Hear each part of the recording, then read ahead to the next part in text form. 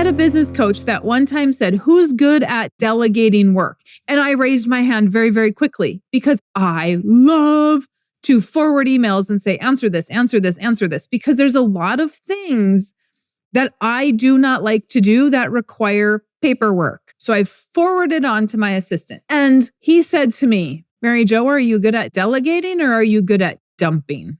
And I'm like, "Oh, I'm a dumper. I like to just give you the work and not tell you anything about it."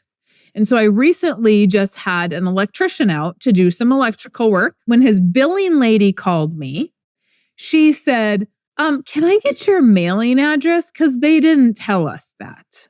You did not tell your billing lady the billing address.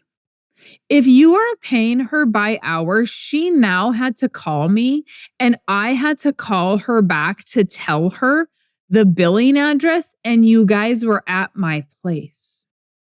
That is not good communication. But if you're an electrician, your bill always has to get sent to a billing address. When you go to the job site, fill out the work order, fill that information in. Make it easier for your billing lady, because then she doesn't have to call me and ask me for the billing address. And then you kind of look a little bit foolish because you were here. And I think, well, if you can't even tell her the billing address because you don't know where you were, or your guys don't know where they were, did you do good work? We all make mistakes. I get it.